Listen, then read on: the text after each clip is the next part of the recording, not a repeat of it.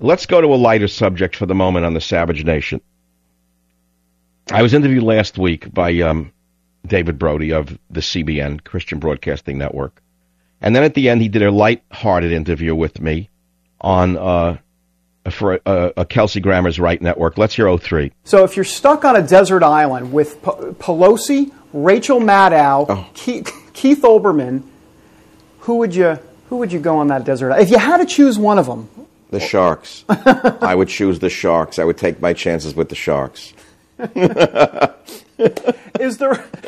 I love it. Is there one... I lived in the South Pacific. I think I could have a better chance with Sharks. I love it. I love it. Listen, is there what do you miss from the Bronx? What do you miss? Nothing. I haven't been there since I'm a boy. I mean, the Bronx that existed when I was a child, Yankee Stadium, hot dogs, people who are all dead who are living, a sense of community, walking out of the tenement and everybody was friendly. All the parents were on the stoop, on the curb. All the moms were there. You could walk out in the street and no one ever heard of a child being touched by a stranger because they would have been killed by the moms with the umbrellas. Children were safe. It was a different time. So I didn't know that we were poor. I had no idea we were poor until looking back, hey, we were poor. To me, it was paradise. So that doesn't exist anymore. All right. So, look, health is important to you. I mean, you've, beyond writing books about everything under the sun. Books, right. Right. I mean, what's the big advice to give people for longevity in life? Oh, you're asking me? I'd be the last person on earth to answer it because I know I'm begging fate. I'm tempting fate to do that. What do you need to do to stay healthy? I'm on borrowed time. My father died young, may he rest in peace. My grandfather, my great-grandfather, all from heart disease. So it drove me into my graduate work, my travels all over the South Seas for 20 years, looking for the cures and the plants, and I wrote 20 books on health and nutrition. Do I know that I found the answer?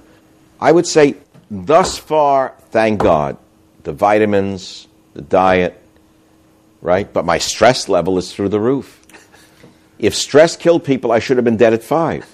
Garlic pills. What about garlic pills? I use garlic. I don't use garlic pills. Why not? Because fresh garlic is different than what you wind up with the pill. Unless you're selling them, I have to tell you. No, you want fresh garlic, and you want it. By the way, it's interesting. You have to crush the garlic to release the sulfur compounds that are protective. So you should take a knife and smash it before you use it in your cooking. Have you thought about going on the Food Network at all? I thought about a cooking show and doing my politics around the cooking. Did you really? Oh, many people. Is that true? People have asked me to do it. You heard my famous story about meatballs, haven't you? No, I haven't heard that. Years ago, I said on the radio show that when America was great in the 50s, the meatballs were large and fluffy and tasty. Right. And as the years have gone on, the meatballs have become small and mean and tasteless, like Swedish meatballs, because we've become socialist, like the Swedes. Very nice. Now picture me cooking meatballs and spaghetti and holding them up to the camera and saying, you see this meatball? You see this meatball? This is when America was great. Look what it's become, a mean little meatball, because we become mean like this socialist country. So a food and politics show, putting it all together. What would the name? That's a good question. What would the name of the show be? Well, they say the word saute means cooking in a pan. I don't know. Call it Michael's Saute Pan. Wait, hold it. I got it. Here's the show. What's the show? Yes, tell. Out of the Frying Pan with Michael Savage. I love it. All right, last question. You can produce the show and be the co-host. You could ask me all these goofy questions about cooking. That's right. I'll do that. All right, last question. I'm sure you have a list of pet peeves in your life. You got a top pet peeve? What's one thing that drives you absolutely Noise nuts? pollution. Like what's going on here with me? No. It's a controlled environment. Mm-hmm. Noise pollution. Flying on an airplane, loud people talking that you have no way to get out of there. Cell phones in a restaurant. People screaming, neighbors with loud stereos are obvious. Drive you insane. Leaf blowers, ban them. Fireplaces, outlaw them in the suburbs and cities, only permit them in rural areas. It's pollution. You have a fireplace, but it's gas. No more wood-burning fireplaces. And they say, wow, how could a conservative say that?